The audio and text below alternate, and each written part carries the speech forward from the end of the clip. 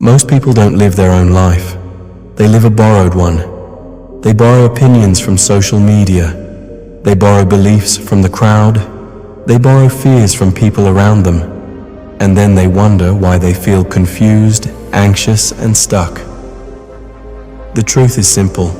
The moment you stop thinking for yourself, someone else starts thinking for you. And whoever controls your thinking controls your life. Stoic philosophy was built around one powerful idea: mental independence. Not independence from society, but independence from unconscious influence. Marcus Aurelius warned that if you don't choose your own thoughts, the world will choose them for you. Epictetus taught that freedom begins when you stop letting other people's opinions run your mind. Most people react instead of think. They follow instead of question. They absorb instead of examine. That's why their emotions are easy to control. That's why trends decide their values. That's why pressure decides their decisions. Thinking for yourself is not about being different. It is about being conscious. It means you don't accept ideas just because they are popular. You don't reject ideas just because they are uncomfortable. You don't act just because everyone else is acting. You pause, you question, you choose, and that single habit changes everything. When you think for yourself, you stop being emotionally predictable. You stop being mentally programmable. You stop being controlled by noise, fear, and opinions. Your reactions become calmer. Your decisions become clearer. Your life becomes more intentional. In this video, you'll learn why independent thinking is the foundation of Stoic strength, how most people unknowingly give their mind away, and how to take back control of your thinking, step by step. This is not about becoming rebellious. It's about becoming free, because the day you start thinking for yourself is the day your life truly begins to change. Part 1. Most people don't think. They repeat. If you observe people closely, you'll notice something uncomfortable. Most people don't really think. They repeat. They repeat what their friends believe. They repeat what social media rewards. They repeat what their environment approves. They call it their opinion, but most of the time it isn't. It's borrowed. From a Stoic perspective, this is one of the greatest forms of slavery: mental imitation. Marcus Aurelius warned that the mind becomes shaped by what it constantly consumes.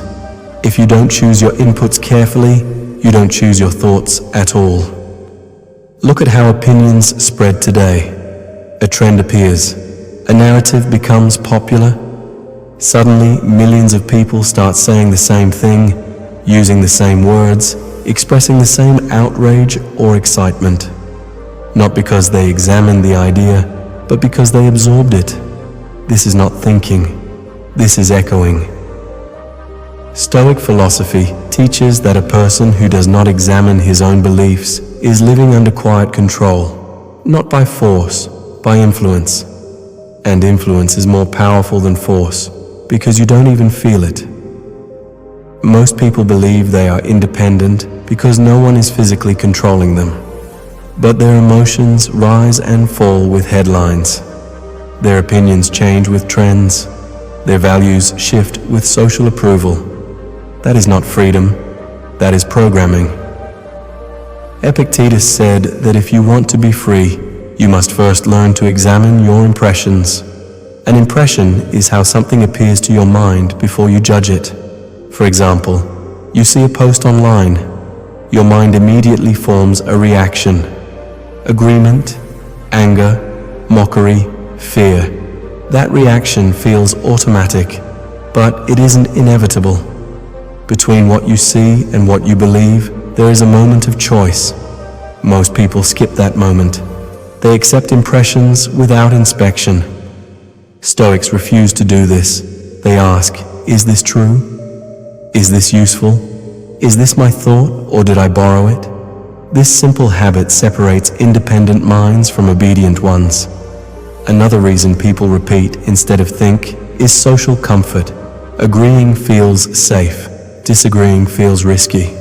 The human brain is wired to seek belonging.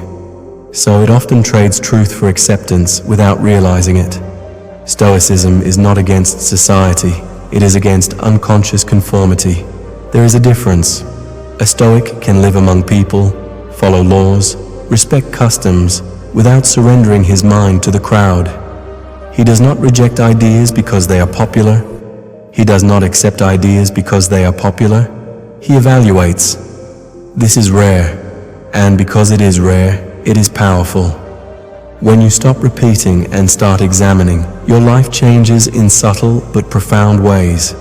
You stop being emotionally pulled by every new outrage. You stop being mentally exhausted by every new trend. You stop being manipulated by fear-based narratives. Your mind becomes quieter, clearer, more stable. This does not make you arrogant, it makes you responsible. Responsible for what you believe, responsible for what you support, responsible for what you reject. Most people outsource this responsibility to the group. Stoicism asks you to take it back, and that is where real independence begins. Part 2. How the crowd thinks for you, and why you don't even notice. The most powerful control is not force, it is influence you don't feel. Most people believe they choose their own opinions. In reality, many of their thoughts are chosen for them by trends, by algorithms, by social pressure, by the fear of standing alone. The crowd does not need to silence you. It only needs to reward agreement and punish difference. And the human brain, wired for survival in groups, responds automatically. This is why popular opinions spread so fast. Not because they are always true, but because they are safe. Agreeing feels like belonging. Questioning feels like risk. Stoic philosophy understood this long before social media existed.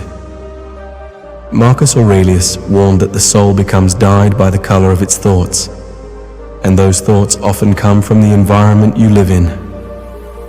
If your environment is noisy, emotional, reactive, and shallow, your mind slowly becomes the same, not by choice, by exposure. Epictetus taught that you must be careful about what you allow into your mind, because once an idea enters, it begins shaping your judgments. Most people don't guard this gate. They scroll, they watch, they absorb, they repeat. Over time, they mistake familiarity for truth. The crowd also teaches you what to care about, not just what to believe. Every day, new things are presented as urgent, offensive, or terrifying. Your nervous system gets trained to react on command. This creates a mind that is externally driven. A Stoic mind is internally governed. This does not mean ignoring reality. It means choosing consciously what deserves your attention and emotion. Another subtle form of crowd control is language. When everyone uses the same words to describe something, they also start thinking the same way about it. Labels simplify reality, but they also limit thinking.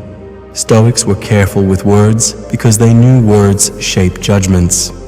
Instead of saying, "This is terrible," they would say, "This is difficult." Instead of, "This is unbearable," they would say, "This is uncomfortable." Same event, different mental effect. The crowd exaggerates. Stoicism clarifies. The crowd simplifies. Stoicism examines. The crowd reacts. Stoicism reflects. Breaking free from crowd thinking does not mean becoming isolated or hostile. It means becoming selective. You choose your influences instead of being flooded by them. You choose your values instead of inheriting them emotionally. You choose your responses instead of copying reactions. This is harder than it sounds, because the crowd is loud, and silence feels lonely at first. But that silence is where your own thinking begins to form. In the next part, you'll learn how to rebuild your mind so you can trust your own judgment instead of borrowing it from noise, trends, and pressure. Part 3. Building a mind you can trust. Most people don't realize this, but they don't really trust their own mind. They constantly look outside for confirmation. They need likes, agreement, approval, or reassurance before they feel safe in a decision. This is not confidence, this is dependence. Stoicism teaches that a strong life is built on a reliable inner compass, not on public opinion, not on emotional impulses, not on external validation. Marcus Aurelius wrote that you should retreat into your own mind because it is the only place where true stability can be found. But that only works if your mind is trained. An untrained mind is noisy, it jumps to conclusions, it exaggerates threats, it confuses feelings with facts. A trained mind does the opposite. It pauses, it examines, it separates reality from interpretation. This is how you start trusting your own thinking. First, you learn to slow down your judgments. The moment something happens, the mind wants to label it. Good, bad, unfair, dangerous. Stoics interrupt this process. They ask, what exactly happened? What part of this is my opinion? What do I actually know for sure? This creates mental clarity. Clarity is not the absence of emotion. It is the absence of confusion. Second, you learn to test your thoughts instead of obeying them. Not every thought deserves belief. Not every feeling deserves action. A Stoic treats thoughts like witnesses in a courtroom, not like judges. They listen, they question, they evaluate. Is this thought useful? Is it accurate? Is it helping me act wisely? If not, it is dismissed. Over time, this builds self-respect for your own reasoning. You stop needing the crowd to tell you what to think. You stop needing emotion to tell you what to do. Third, you practice mental consistency. This means your values do not change with your mood. Your standards do not change with pressure. Your principles do not disappear when things get uncomfortable. Consistency is what makes a mind trustworthy. If you only think clearly when life is easy, your thinking is not strong. Stoics train themselves to think well, especially under stress. This is where independence becomes real. Not when you are alone and calm, but when you are challenged, criticized, or pressured. When you can still think clearly in those moments, you no longer belong to the crowd. You belong to your own judgment. In the next part, you'll learn how to change your inner dialogue so your mind stops working against you and starts working for you. Part 4. Changing your inner dialogue. How you take back control of your mind. Your mind is talking all the time. Most of what it says, you never question. And because you don't question it, it controls you. Stoic philosophy teaches that your inner dialogue shapes your entire emotional life. Not events, not people, not circumstances. The words you repeat inside your head decide whether you feel calm or anxious, confident or insecure, focused or scattered. Most people's inner dialogue is unconscious. It exaggerates problems. It assumes bad intentions. It predicts failure. It replays insults. It turns small difficulties into big stories. This is not reality. This is mental habit. The Stoics trained themselves to speak to their own mind differently. Epictetus said that when something happens, the first thing you should do is say, "You are just an impression." This reminds you that what you are experiencing is not the thing itself, but your interpretation of it. That single shift weakens emotional reactions. Instead of saying, "This is a disaster," you say, "This is inconvenient." Instead of, "They did this to hurt me," you say, "I don't know their intention." Instead of, "I can't handle this," you say, "This is difficult, but manageable." Language changes emotion, not because you are lying to yourself, but because you are removing exaggeration. Most suffering comes from mental dramatization. Stoicism removes drama and keeps facts. Another Stoic technique is neutral description. You describe events in plain, objective terms without emotional labels. For example, not, "This meeting was a humiliation," but, "The meeting did not go the way I wanted." Same event, different mental impact. When you change the story, you change the nervous system response. Modern psychology calls this cognitive reframing. Stoics practiced it thousands of years ago. Your inner dialogue also decides whether you think independently or emotionally. If your mind constantly says, "Everyone thinks this, so it must be right," you stop examining ideas. If it says, "I might be wrong, let me check," you start thinking for yourself.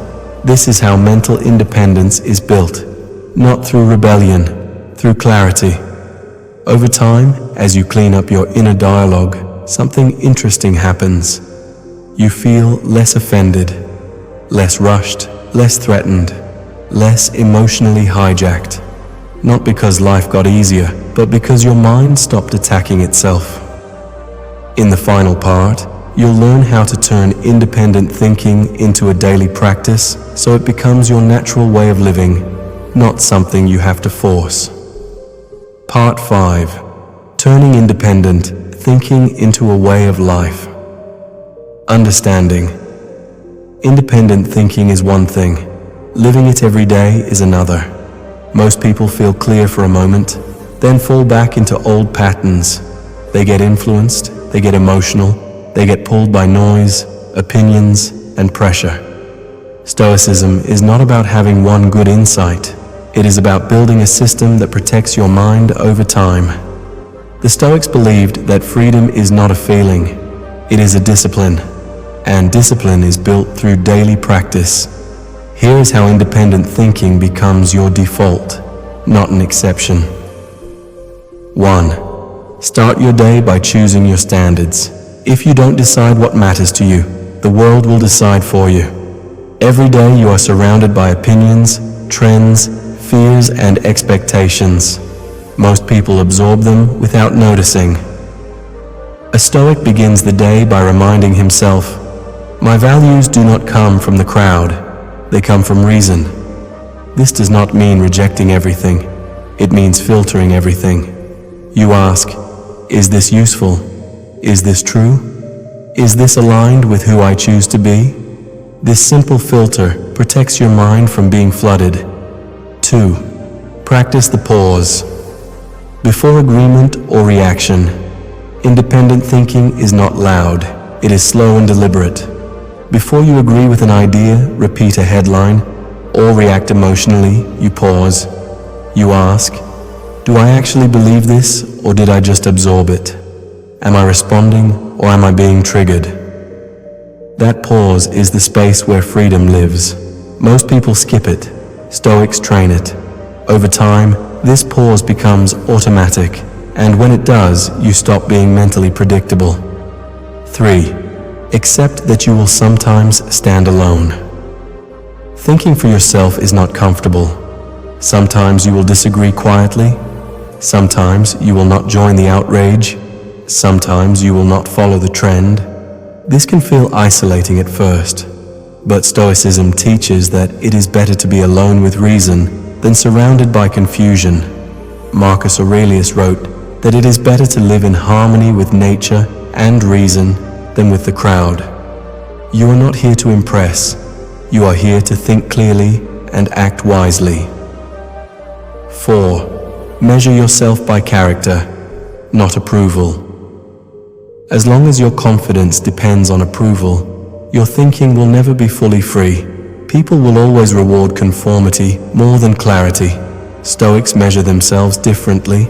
They ask, did I act with reason today? Did I stay true to my values? Did I let emotion or pressure decide for me? This internal standard creates self-trust, and self-trust is the foundation of mental independence. 5. Review your day without self-deception. At the end of the day, Stoics reflect, not to judge themselves harshly, but to train their mind. They ask, where did I think clearly? Where did I follow the crowd? Where did I let emotion replace reason? This honest review is how progress is made, not through perfection, through awareness and correction. The long-term change. If you live this way, something shifts slowly but permanently. You stop being easily influenced. You stop being emotionally programmable. You stop needing constant agreement to feel secure. Your mind becomes quieter, your decisions become clearer, your life becomes more intentional. You realize a powerful truth. Most people are not controlled by others. They are controlled by unexamined thoughts. And the moment you start examining them, you take your life back. Thinking for yourself does not make you better than others. It makes you free from being driven blindly. And that freedom changes everything. Thinking for yourself is not about being different. It is about being awake. Most people live on borrowed ideas, borrowed fears, and borrowed opinions. Not because they are weak, but because they never learn to question what enters their mind. Stoicism teaches you something simple and powerful. Your life changes when you take responsibility for your thinking. Not the crowd, not trends, not noise, you. When you start examining your thoughts instead of obeying them, you stop being emotionally predictable. You stop being mentally controllable. You start acting with clarity instead of impulse. This does not make life easy.